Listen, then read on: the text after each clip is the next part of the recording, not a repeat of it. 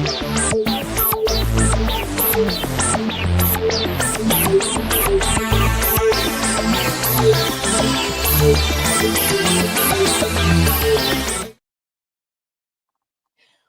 is up, everyone? Welcome to the Hockey News Playoff Frenzy Live, presented by Sticks.com. I'm your host, Katie Gage, joined by my co-host, Emma Lingen, and holy smokes, guys. Game 7, the first one of the playoffs. It exceeded expectations. I really don't think that there was any doubt, Emma, that this would be a great game. I think even from the beginning of this series, we knew that we were in for it, that this was going to be a battle, that this one was going to have to go the distance. It certainly lived up to all that hype. But let's dive into probably what the biggest storyline is right off the top. Mikko Rantanen against his former team gets the hat trick single-handedly, takes control of this game, drives the bus for Dallas, gets them into the second round. What was your immediate reaction? I mean, I think my immediate reaction was, isn't hockey just the best? Like, of course, Right? of course he takes over against his former team in the third period when his team is down Yep. and comes back and wins it for Wyatt Johnston ends up getting the game winner, but Right. still, I mean, he single-handedly dragged his team back into the game. And let me tell you, I think that this just tells us you don't bet against Pete DeBoer in a game 7. He just cannot lose. So I think, but for Rantanen, I mean, it was just awesome. I mean, I think he had 11 points in these last 3 games of the series. So he just kind of silenced any doubters that he had. And he had quite a few. And I think that, he let the work speak for itself. And I just think fantastic performance by him and by all the Dallas Stars.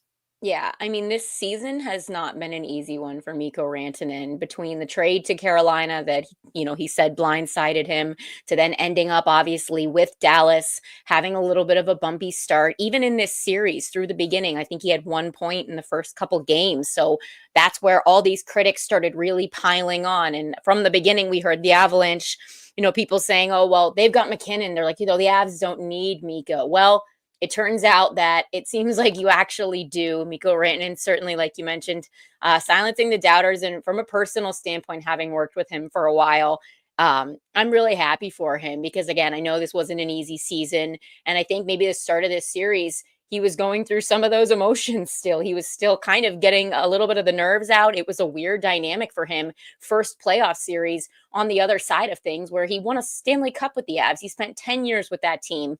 So good on him.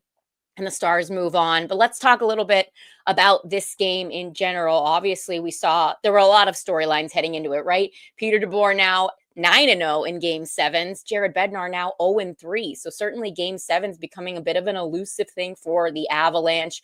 But another storyline heading into this series was the players that Dallas didn't have. Miro Heiskanen and Jason Robertson. These are 2 of their, if not the most important players. We kept hoping maybe they were going to make their way back into the lineup. If you're a Stars fan, I know you were like, it's game 7, just put them in there.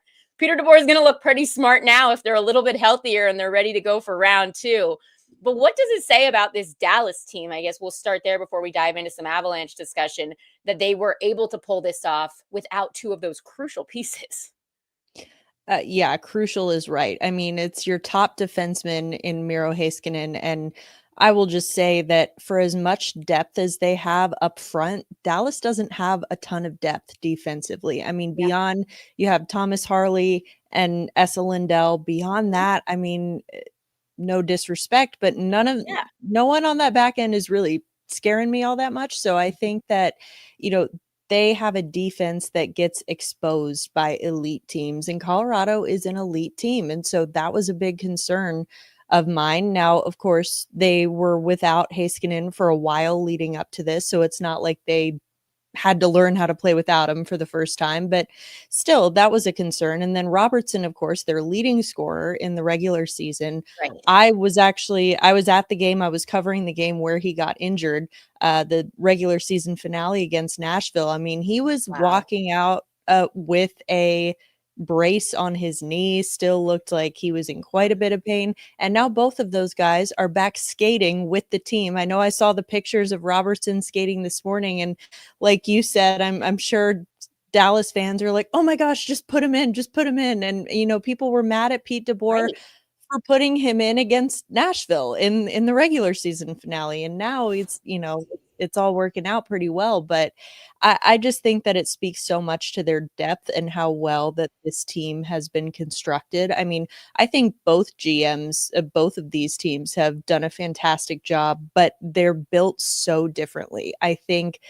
Colorado had maybe only three players on their roster who they drafted, and the rest were all free agents and trades. And then Mhm. Dallas has this just really good mix of talent that they've drafted and developed. The younger guys like Robertson, obviously, who didn't play, but guys like Wyatt Johnston and Thomas Harley. And then you have, the guys that they brought in, like Tyler Seguin, Matt Duchene, Mhm. etc., that they've just built this really nice, really deep um, forward group, especially because I Mhm. think that they're not, again, they don't have a Nathan McKinnon, they don't have a Cale Makar, and that's not to say that they don't have talented players on their team, but Mikko Rantanen is the guy that they went out and got to be that Yes. guy. You need him to be that guy in moments like this, and he was. So I think it couldn't have worked out any better for Dallas. Yeah, well, you mentioned it too, going out and getting the guy, right? Colorado they were one of the most aggressive teams at the trade deadline. They were making moves even earlier in the season when they went out and switched their entire goaltending core. I feel like so much hockey has been played that we almost forget that Colorado started the season with two different goalies. It feels like it's been a lifetime since then, but then they got Wedgwood. Now they had Blackwood. Tonight was Blackwood's very first career game 7. Obviously, he's getting more playoff experience than he's ever had in his career with this group. So that was a question mark for them heading into this. I feel like Blackwood absolutely stepped up, delivered what he needed to. Jake Ottinger on the other side in between the pipes, he was his equal. So goaltending really wasn't an issue in this series. What I think for Colorado maybe would be looked at as a bit of an issue is that you could argue that some of the other guys they went out and got, they were a little bit quiet, right? We have Coyle, you've got Nelson, and then you see Marty Natchez. He wasn't necessarily like not bad, but I mean, if you think about it as a 1-for-1 Natchez versus Rantanen, well, obviously Dallas is winning in that one, even though that wasn't who the trade was with. But getting rid of him certainly having an impact. So, how could you talk about maybe for a Colorado mindset? The fans, they've got to be frustrated, right? That they did make moves, and it's certainly just, I mean, it didn't pan out. I mean, you're right. Of course, it's a results-driven business. At the end of the day, Yeah. Colorado's going home, so they did not get the result that they wanted. But I know that the pain is still very fresh for Colorado fans right Sure. now. So I'm not trying to ask anyone to look for silver linings immediately, but I do think, if you can take as objective of a view as possible of this series, I mean, there was no way that this series wasn't going to 7 games. I said it. I was on here with Andrew McInnes last night. We were talking Mhm. about it. And I said, it is just a shame. I mean, it's just not fair that one of these teams isn't advancing past the first Yeah. round, because I think that I mean, again, it is just kind of a microcosm of the Central Division in itself. It's just a gauntlet. But I Yeah. mean, look at Winnipeg and St. Louis on the other side. So Another game it's 7. Yep. yeah, so I mean, it's been crazy, but I do think that, of course, Colorado, they didn't get the result. That said, you really have to hand it to the management. I mean, you mentioned the goaltending situation, and Right. they were really aggressive and they made all of the right moves, I Yep. think. And Mhm. I don't look back at any of the moves that they did make, the trade pieces that they got in Nelson, in Natchez, in Drury, like Natchez and Right. Drury especially, those are going to be long-term pieces for Yeah. them as well. So it's Mhm. not just like they went all in on this year All these and rentals, right? Exactly. right. Right. So I think that, you can't really look at any of the moves that they made and say like, well, that cost you the first round. I Sure. think that they did everything right. And sometimes you do everything right and it's still you just fall short, and that's Yeah. hockey, that's sports. But I mean, really it's tough right now. I mean, that almost makes it harder, I think.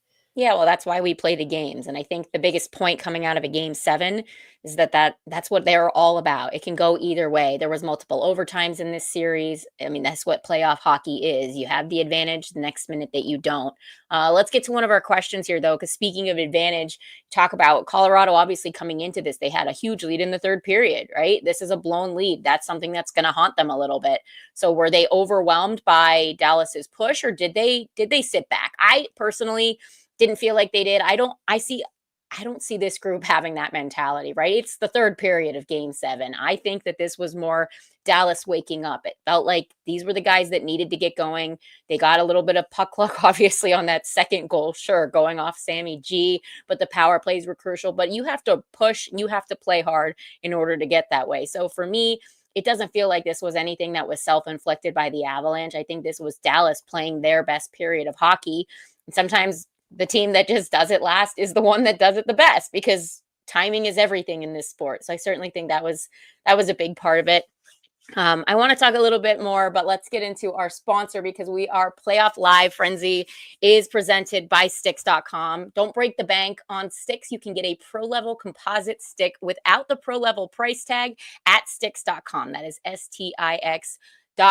So head over there and gear up. And Emma, I got to be honest, I have a feeling that there is going to be a lot of broken sticks potentially on the Avalanche side tonight, because listen, these guys play with their heart and soul. That's one thing that to me has always stood out about hockey over any other sport, is the true passion. I mean, you can say what you want about the hockey tough, but these guys genuinely go out there. They give it everything they have.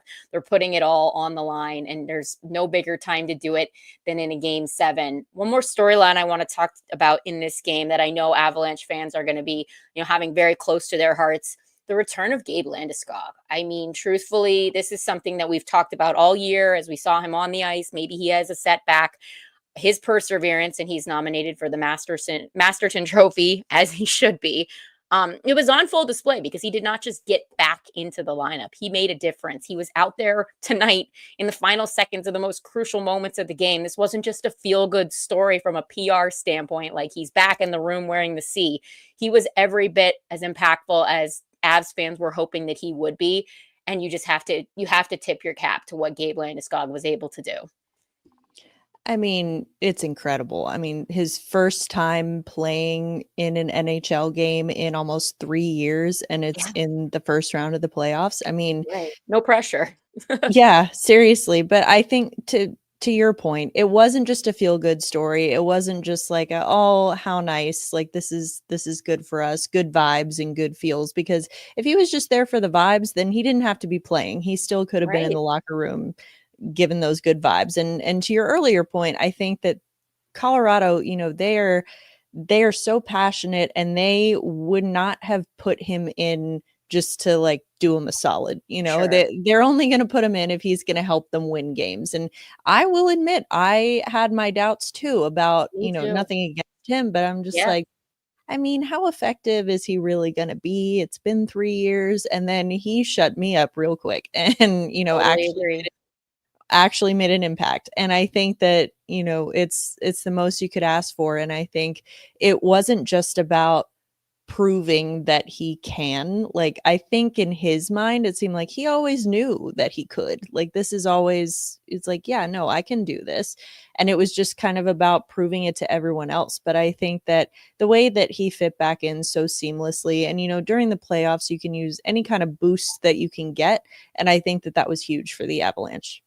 No, it really was. And again, I mean, Gabe, knowing him as well, he would never, volunteer himself to be playing in a game if he thought in any way, shape, or form that he wasn't ready, because he would never want to hurt this team. You've got to give a lot of credit to the Avalanche management for the way they've handled his recovery through all the setbacks, through all of the media tour that has gone on and on and on. They've stuck by him. They remained consistent. And good on them, because he proved them right. And regardless of this outcome and losing in this first round, I think the future is so bright for Gabe, and that makes me so happy. Just from a personal standpoint, I think everyone should really be proud of what he's done. It's about more than just hockey. Sometimes this is one of those times. And next year, right, he's going to have another summer. He's going to get even stronger, even healthier. It'll be really exciting to see what the captain is able to do, because he's got obviously a lot left to give, and we saw that on display in this series. So here we got another comment. No Jason Robertson, no problem. How impressed were you with the depth players stepping up for Dallas tonight? And I think we touched on this a little bit earlier, right? You mentioned some of the guys that they have on their team that I think the forward group has been able to step up. There were times where there was concern, right? I mean, even early on in this game, right? I was a little worried about the offensive creativity and some of the production they were able to generate. It felt like, okay, we get it. You've done a really good job of limiting the Avs rush game, and you're playing very well defensively, but you're not generating any dangerous chances on your own end. Flip the script in the third period. It felt like they finally found that spark. They were able to turn it on. Were there any players outside of obviously Rantanen and Johnson that caught your eye tonight? Well, I think, to go back to what you were saying about early in the game, I was certainly concerned, Yeah, because I think really worried. I think they had 10 shots through the first 2 periods. I was like, "That's not how you win a hockey game, No. especially against Colorado." And I mean, they to your point, Dallas was taking away time and space, and they were doing it very effectively. Obviously, this was such a tight game through the first 2 periods, but Yeah. like you said, they weren't creating, they weren't generating enough. And it just, ironically, Colorado, like you said, you got to limit the rush. If you're going to beat Colorado and shut them down offensively, you have to beat them on the rush. It seemed like Dallas was getting better chances off the rush, but then they Yeah. just were capitalizing. So Mhm. it was just kind of a wonky first couple periods. But I don't know. I think a guy, there are a few guys who showed up. I mean, of course, Rantanen, I don't think we would consider him a depth player, but No, you have exactly. Rantanen. I know it's tough because I was gonna say like Rupe Hintz is another one, but he isn't necessarily depth either. Those are important key guys. No, yeah. I mean, but that's the thing about Dallas and how they're constructed is that they have 4 dangerous lines, and you saw that tonight. And I think that, Matt Duchene is a guy who Yeah. has, he entered this game 7. He only had 1 point in the entire series. Right. Right. Very quiet for them, especially considering how big he was for them in the regular season, and then looking at Robertson going down, Yeah. Duchene's one of the first guys you look at like, okay, well, we don't have Robertson, so we need you to step up.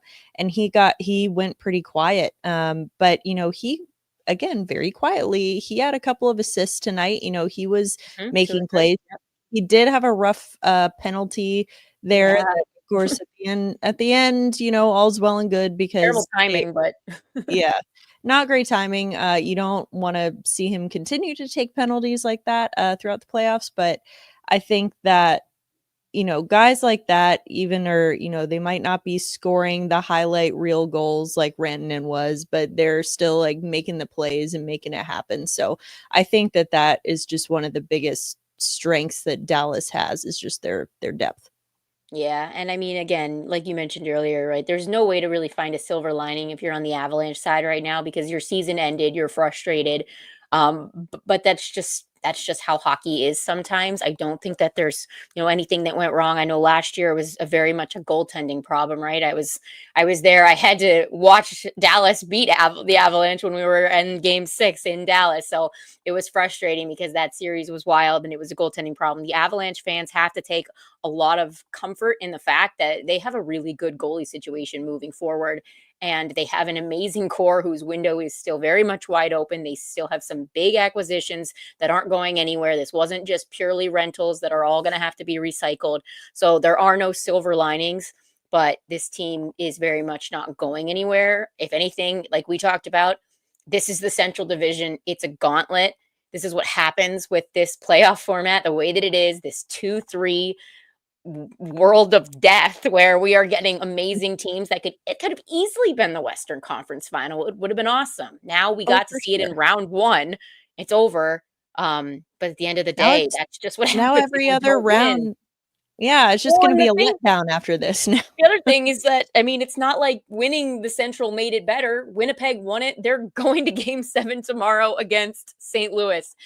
So let's switch gears here a little bit as we wrap up. The Avalanche falling to the Stars 4-2. Dallas moving on to round 2. Let's do a little bit of a first round wrap up to kind of recap before we start switching over and preparing for what we've got coming up next. So Washington won their series over Montreal. Carolina wins it over New Jersey. We saw Florida over Tampa, a surprising series that ended in 5 games. Toronto, the big one, over Ottawa. And then in the West, we've got Vegas and Edmonton. They are both moving forward. They will face each other while the Stars will wait for their opponent. So before we talk a little bit about this next round and what you're looking forward to there, which first round series outside of this one tonight, which was obviously incredible, did you enjoy the most, caught your eye, maybe surprised you? What did you see?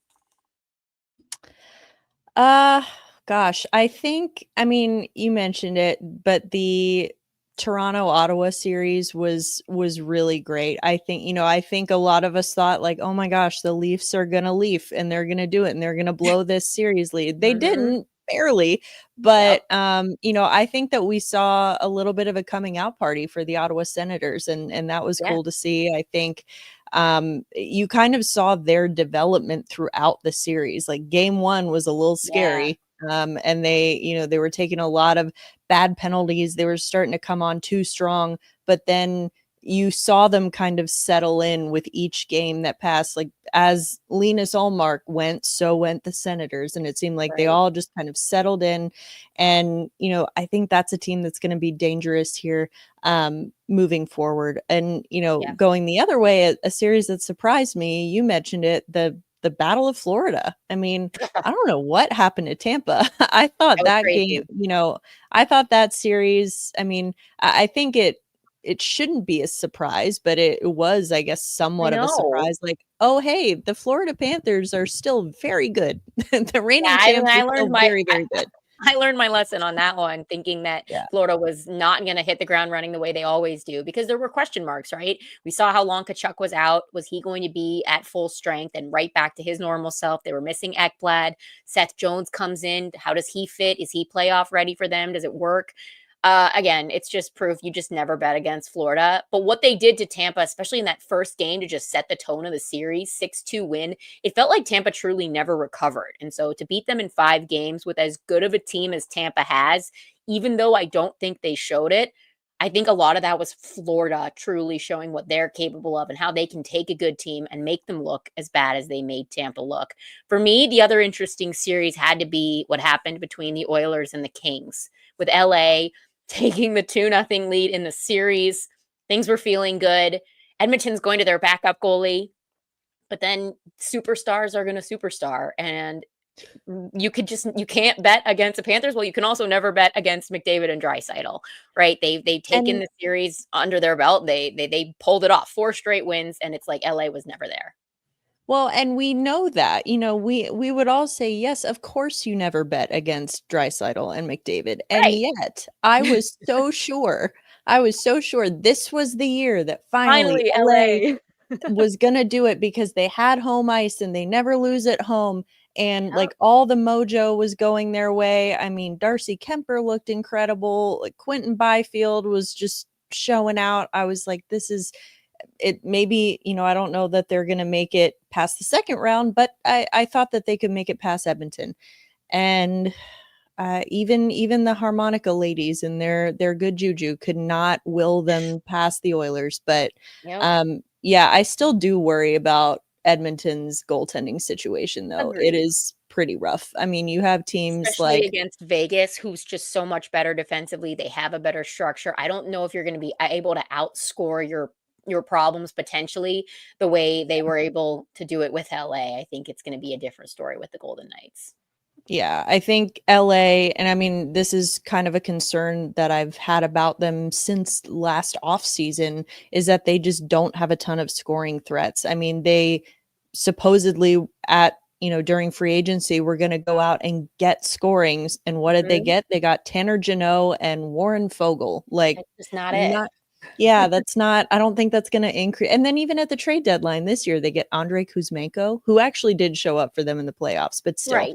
But I yeah, think that like you said, in the playoffs, your superstars are going to be the ones that carry you. And that's how teams like Edmonton make it to where they are right now.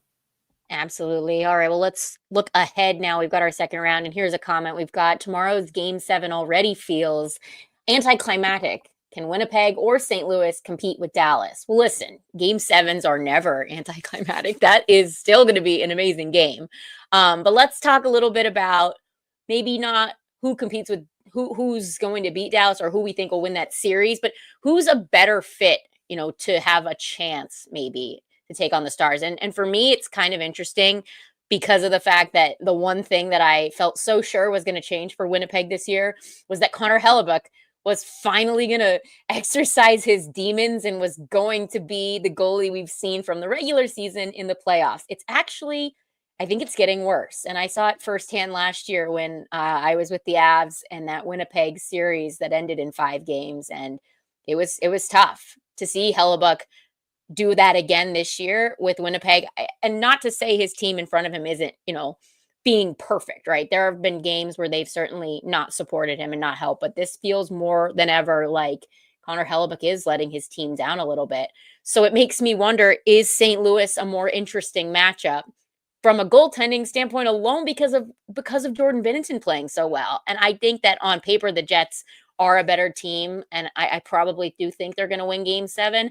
But I'm curious to see how St. Louis would match up with Dallas because of the way that they're playing right now. Yeah, it is interesting. This series alone, you've got the Winnipeg, who has steadily been the best team in the NHL throughout the season from day Yeah. one. And then you've got St. Louis, who was the hottest team in the NHL in the second half. They got hot at the right time and they, willed themselves into that playoff spot. And I think, those are the really interesting matchups because you're like, ooh, I think that to your point, I think Winnipeg is the better team Yeah. overall. But I think that St. Louis, we've seen it in this series. They've been getting scoring and contributions from unlikely sources. Guys like Cam Fowler are popping off now for Oh, I them. know. It's like, I think it's just a matter of, Winnipeg is the better team. And I think they are actually like Dallas in the sense that they have more scoring depth. Now, Mhm, I am a mhm. little concerned because we haven't seen a ton of that depth from Winnipeg in this series. Yeah, a few Especially if things from the regular season just haven't quite carried over, right?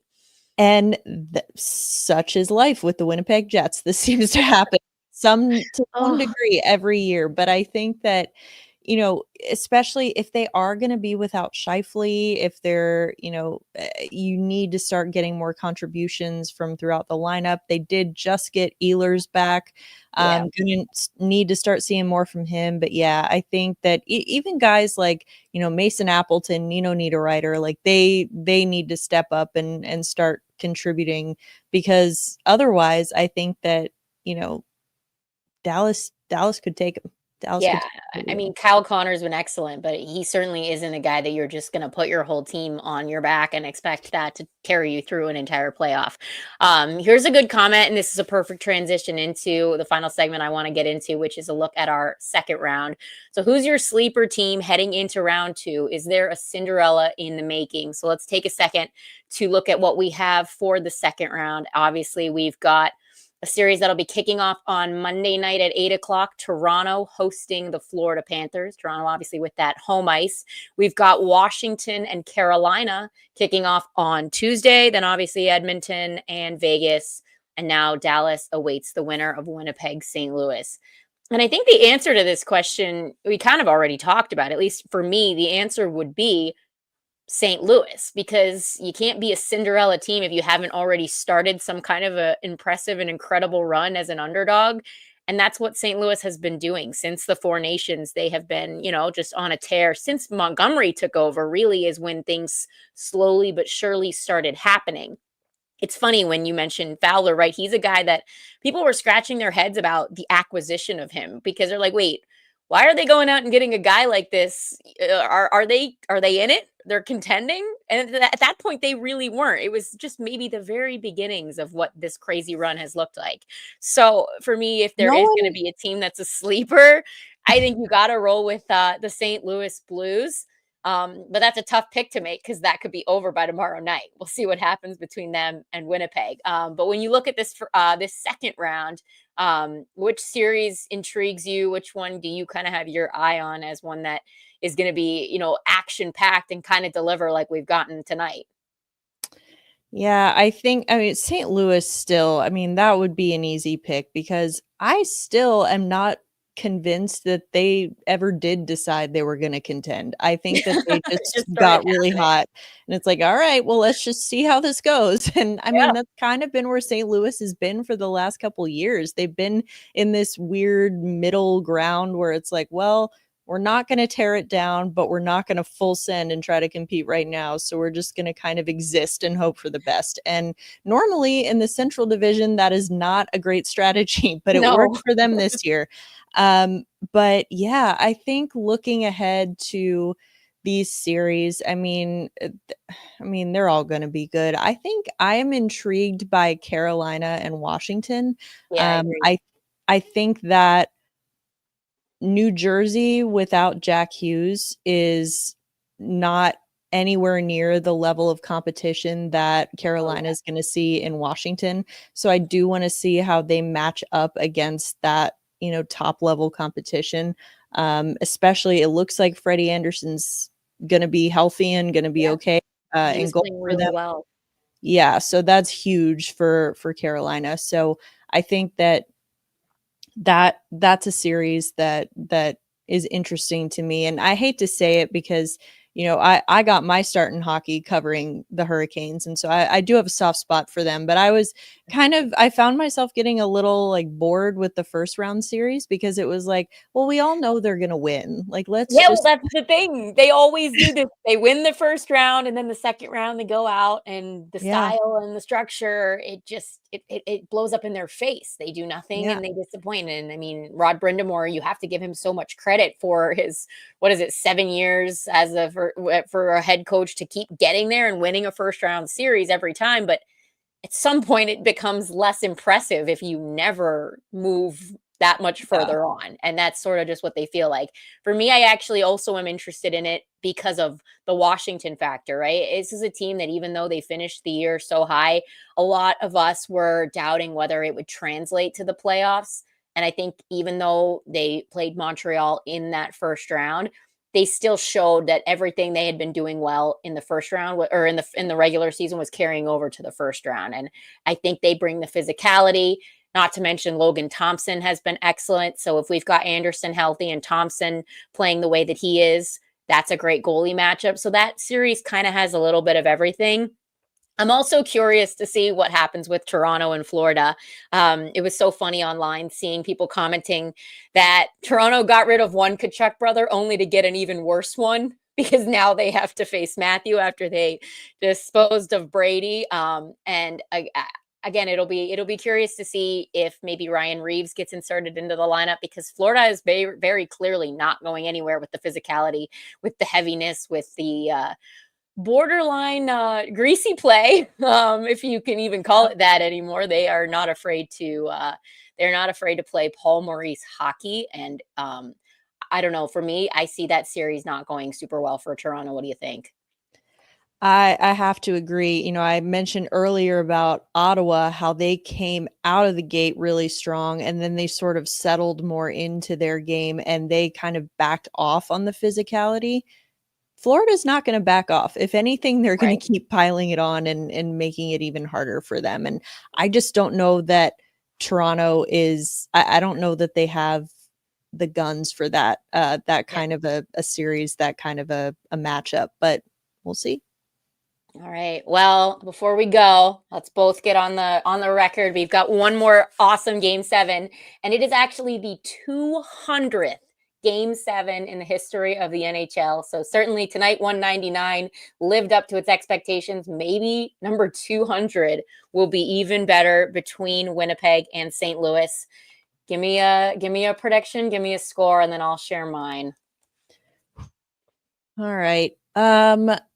I've got to go because they're on home ice. I got to take Winnipeg, but I don't think they're going to take it easily. I'm Mhm. going to go 3-2 Okay. Winnipeg final. Yeah, I like that because I do feel like if Winnipeg is to be the team that wins, I think they're going to have to do it in a little bit more of a tight, low scoring. Maybe it's even that empty netter type of a deal at the end. They win 4-2. But for fun, I'll play the devil's advocate here. I'll take St. Louis, and I think if they're going to pull it off, it's going to have to be breaking Hellebuck over and over. I don't know what his confidence is like right now. He just got pulled again. Is it fragile? Can he bounce back at home? He's been way better when he's in Winnipeg. But I'm gonna go with a 6-4. It's an empty net for the St. Louis Blues. So we All shall right. see. It'll be interesting. If Jordan Binnington's Honestly, on his game, you never know. He's looked like 2019 Binnington, which people should be very, very afraid of. I mean, Um, the way this series has gone, though, neither of these predictions that we just made would surprise me at Right. the end of Or this. it could be totally Sure. wrong, and that wouldn't either. Yeah, That's why game sevens are awesome because you can't they're the predict best. them. Anything can happen, and that's why hockey is the best sport in the world. Awesome. Emma, great stuff tonight. Thanks everyone for joining us for the Hockey News Playoff Frenzy Live presented by Sticks.com. We'll be right back with you tomorrow for more action. Game 7 between the Blues and the Winnipeg Jets. And then round 2 is ready to roll starting Monday. For Emma Lingen, I'm Katie Gauze. Thanks for watching. We'll see you guys soon.